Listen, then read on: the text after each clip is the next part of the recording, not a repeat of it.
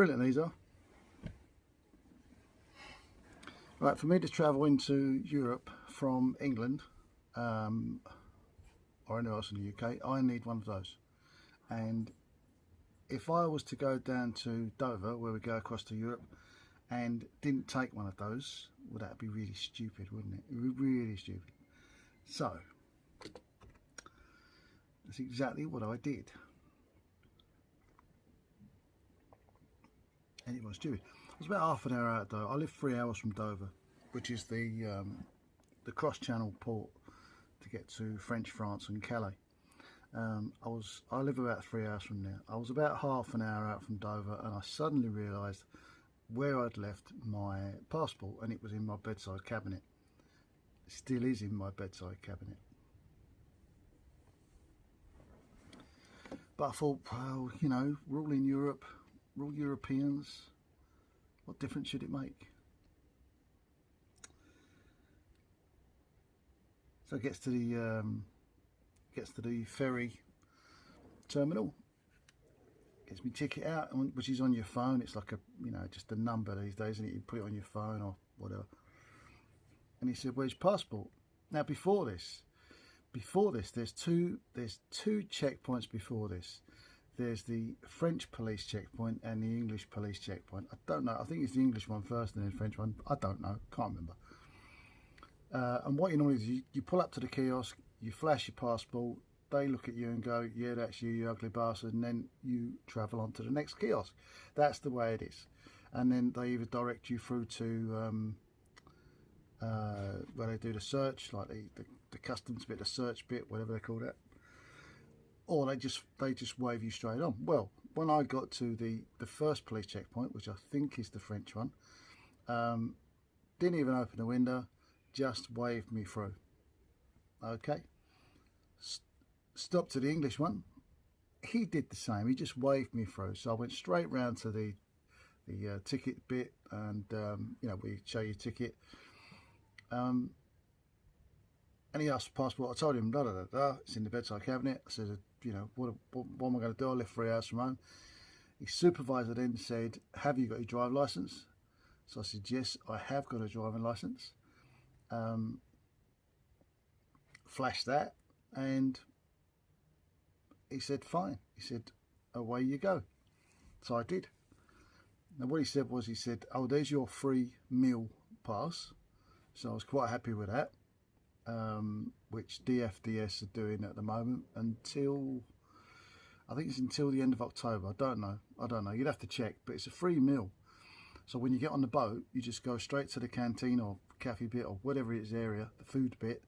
You line up and you choose your meal, give them this voucher, and then jobs are good. You sit down and eat. And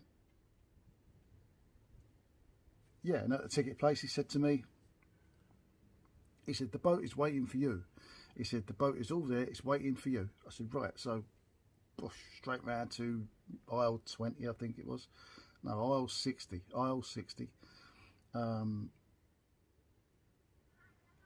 Cars everywhere, trucks everywhere, and right at the end of aisle 60 is the guy, the white shirt, the tie, the captain's hat and all that, and he's waving me on. So straight down there, and he goes like, he just waves straight on, so straight onto the boat. And there's a guy on the boat, one of the workers there. He's got straps in his hand, and I pulls up. He straps the bike down. Done. I go off to get my meal. The day couldn't have gone any better, really. It was great.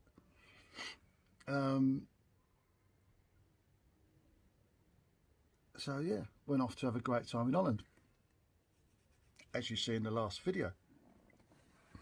If you didn't see it in the last video, go and have a look. So I'm not very comfortable.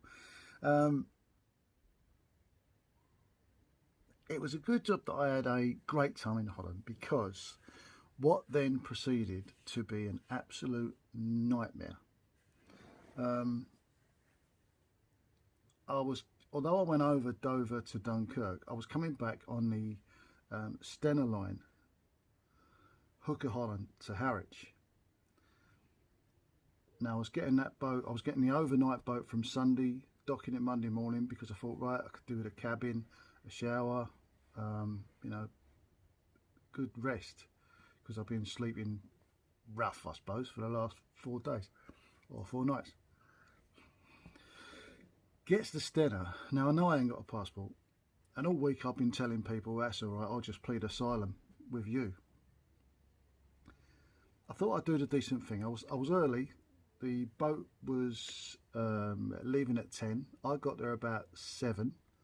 So I thought I'll do the proper thing. I'll go straight to the office and say, look, this is my predicament. I've not got a passport, but the last guy let me through, and you know, bloody well.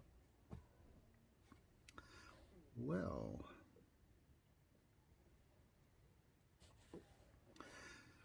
the supervisor, who was fresh out of school, I guess, she looked very young, but then they'll do to me. She said, no, there is no way you're getting on our boat. Well, I said, well, why not? I said, you know, I've got a driving licence, I can prove who I am. Why can't I get on the boat? I bought a ticket. She said, no. She said, we're not allowed to put you on that boat if you haven't got a passport. Well, I said, well, why? Why not? And that was my eye. Why not? And she said, because it's against this rules or that rules and all that. You're not allowed to travel without a passport. And I said to her, well, what happened to the freedom of movement then in Europe? It's all right for you lot coming over to us, but we need a passport to get into our own country. And then she said something about the Schengen Treaty or something. I mean, I don't understand what that is. Maybe you could tell me in the comments. I don't know. I said, well, what do I do then? She said, I don't know. She said, you could get a temporary passport. I said, where from? She said, the British Embassy. Go to the British Embassy in The Hague, get a British passport, a temporary one. You can get on the boat. Now, I said to her, I said, well, what about if I just get on the boat? And then I've got to worry about it at the other end. She said, well, you could do that, but then we get £1,000 fine. I didn't think about it at the time, but I thought, do you know what? Over the years, I've spent far more than £1,000 on the bloody Stenna Line. I wouldn't mind getting some back, but I didn't think about that at the time. I just thought, right. I went to the front desk. I said, could you give me the address for the British Embassy in The Hague? I'll go there, sort my passport out. It's about 8 o'clock now. I still had an hour and a half at least, I think. So I thought, right, it's only half an hour down the road. It's Sunday night. They're not going to be busy. Off I go. Well, rather a pleasant journey to The Hague, I must say. It went all right.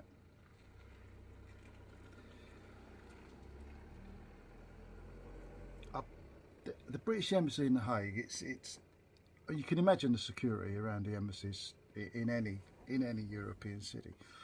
But you've got all the embassies there, and they're all, you know, all in sort of one area.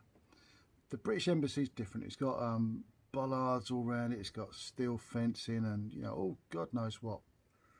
Well, I could fit my bike through the bollards, so I parked outside the front door of the British Embassy in The Hague. Well, why not? You know, I didn't see any harm in that. And I've gone and rung the doorbell. Nothing. No one's answered. Now on this bit of paper it says that the embassy's open 24 hours a day, every day of the year. Well, it weren't bloody open. It was shut. So I rung the doorbell, kept ringing the door. Nothing. No answer. Nothing. On the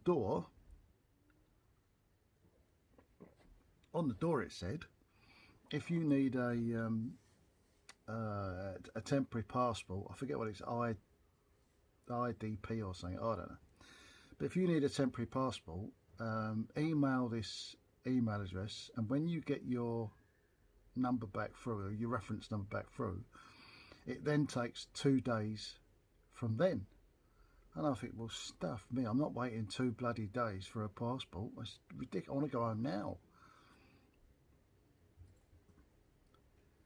And then I got someone coming up behind me. It said, can we help you, sir? And as I turned around, it's the it's it's Dutch police who guard the embassies. Now they don't, you know, they're armed and dangerous, and they don't want you hanging around the front of embassies. Don't matter who you are. So I just politely said, I said, well, this is the situation. I said, I need to get in here to get a passport so I can get home. And we, you know, just started general chatting and all that. And while I'm chatting to one guy, the other guy's on his radio and on his phone or whatever. And he said, you'll have to help us out. He said, because your bike doesn't come up on any of our systems. So it doesn't exist.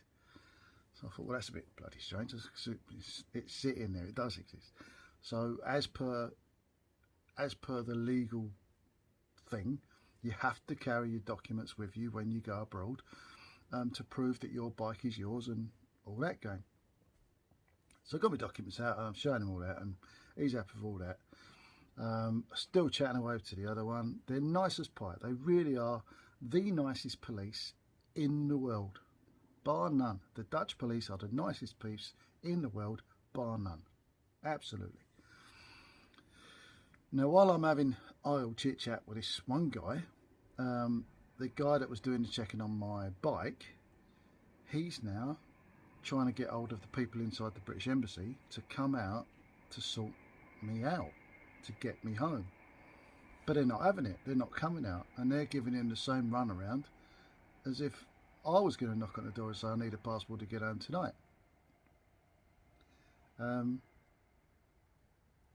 he's giving me a running comment. So I'm talking to the guys inside now. He said they're not coming out, and that they say they can't help you. You have to get hold of this. And he wrote the email address down. It was the same email address that was on the door at the front. So pointless. British Embassy in Hague, pointless. Absolute waste of time. Well, this Dutch copper, he went on to call the because you got like 3 sections of police. You got the embassy police, the police, the big police, if you like, you know, the ones that sort all the heavy stuff out, and they're like a semi-military, and then you've got the military. Well, he's been through all of them. He's on his phone for about 20 minutes. On the phone constantly trying to get me a visa, you know, a pass, anything to get me home and to get me on that boat. And nobody could help. And the reason nobody could help was, I even spoke to the Dutch army, and the Dutch army said if he'd have come into Holland via the hook and was going out of Holland the same way, we could have got him on the ferry tonight. We could have issued you with a visa to get you home, which I thought was just bloody amazing. But because I've already said to the guy, I've come in through Dunkirk and all that, he said, you've already admitted to me that you went through France, Belgium into Holland. He said, you've come into 3 countries. He said, so there's no way I can do that. So they said, what are you going to do? I said, I really don't know. I said, I think I'll camp out here tonight. You know, I laughed and joked. And he said, well, he said, you can't camp outside the door. He said, but you can camp over the road. He said, but you will get someone like me knocking on your tent every 10 minutes asking you what you're doing here. He said, so I wouldn't recommend it. So I said to the guy, well, look, I'm going to sit here for a minute and I'll think about it, and then I'll be off. I said, I'm not going to stick around here. I can't wait 2 days for a bloody passport. I run out of medication that night. I've got no more money on me apart from petrol money. So I was pretty stuffed. Now my options were go back to the mates in Holland, go back to where I was staying with them. I've got a guy in Holland that moved to Holland, a mate over there, and I could go and stay with him. I could go back to Dunkirk and see what they would say there. And also I've got friends in France who I could travel down to France, stay with them until the wife sent the passport over, and then I could come home that way. But either way, it's going to take a couple of days. I didn't want to stay there a couple of days. I didn't want to stay there any time longer than I had done, because I just wanted to go home. You get to that stage where you just had enough, I want to go home. And I was in that mindset. I want to go home. So I made my mind up. Rightly or wrongly, but I made my mind up. I was going back to Dunkirk. They let me in that way. I was going to go and see if they'd let me out that way.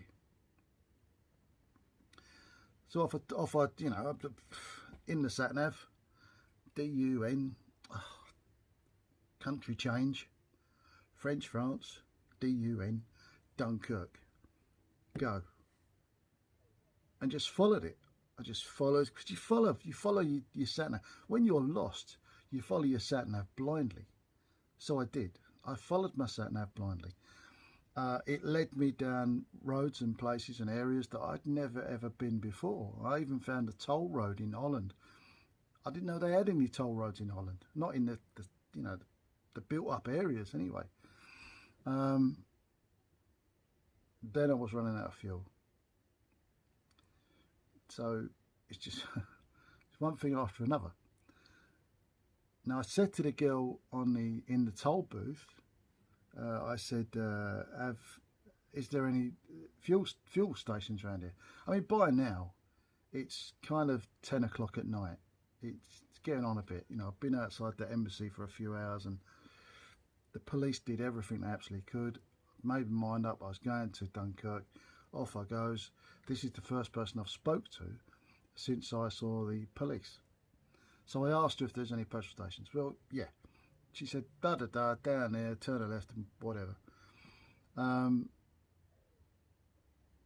the problem was, the toll route, in effect, goes through a big industrial area. It's all oil and gas and industry and all that. Now, it had maybe 4 or 5 petrol stations in or around this industrial estate, but all of them sold diesel. Now I know the Harleys are a tank and a tractor, but they don't run on diesel. Even if your name is Michael and you come from Scotland and put diesel in your tank instead of petrol, Michael, which is why you're called diesel nowadays. And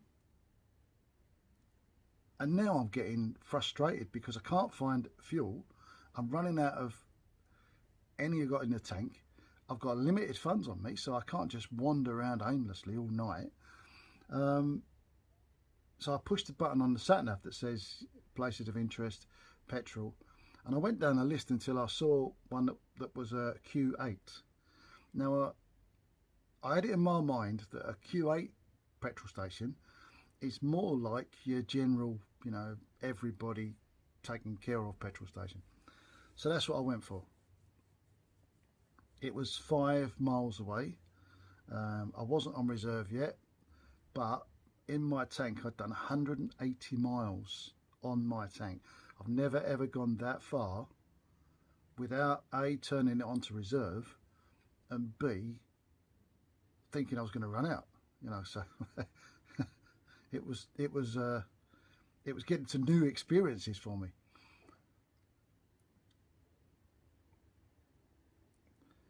Found the Q8, managed to get some fuel in my bike, filled it up as much as I could, and plumbed Dunkirk back into the sat-nav, and off I went, blindly. Now it's this point that I'm thinking, right, it's 20 minutes in now, it's going to drag on a bit, this story, so I appreciate you sticking with it. I really do appreciate you sticking with it. I wonder whether to do this in a part 3, because there's still plenty to tell. I think I will. Yeah, I'm going to do this in a part 3 because it's 20 minutes. It's, you know, you don't want to sit here listening to me gamble on. Right, so there we are. I'm stranded in Holland. Stenna Line refused to take me. They refused point blank to let me on the boat to go back to England, even though I'm a UK resident with a UK driving licence on a UK bike. I bought a ticket months ago and I was down to lose about 120 quid. But they wouldn't let me on that boat, which was quite infuriating. So then at the British Embassy, which was rubbish, British Embassy in The Hague, waste of time. Forget it. You might as well shut the door, all go home and forget it's there, because you're a waste of space. Dutch police, brilliant. There is a page on the Dutch police site that you can leave a compliment, and I intend to, because they were brilliant. He was literally doing all he could to get me home, and I really thank him for that. Big thumbs up for the Dutch police. The girl in the kiosk, thank you very much, but my bike don't run on diesel. Thank you very much. And that leads me to the journey to Dunkirk, and that's going to be in part 3. So this is part 2. Part 3 is my journey to Dunkirk, which again isn't just straightforward, and then I get to Dunkirk and again that isn't straightforward. So tune in next time, tune in for the next video, which will be tomorrow, and we'll go over what happened next. I don't know what the title of this video is going to be, but it's I think I'll just say Stenna wouldn't let me on the boat. I think I'll do that. Or is it no part? I don't know. I'll think about something. Anyway, thanks for watching. Please stay tuned for part 3. It's coming next. It'll probably be tomorrow. And let me know what you think so far. Let me know what you think of Stenna Line. Let me know what you think of Dutch police, if you've had any experience with the Dutch police, or for that fact, any experience as I have with Stenna Line being shitty. It's made me think twice about using them again. But yeah, just let me know. Let me know if you've had a similar experience as this. It dragged on for 20 minutes. I'm sorry it didn't mean to. Part 3 tomorrow. For now, goodbye. Where are you? Don't forget it again.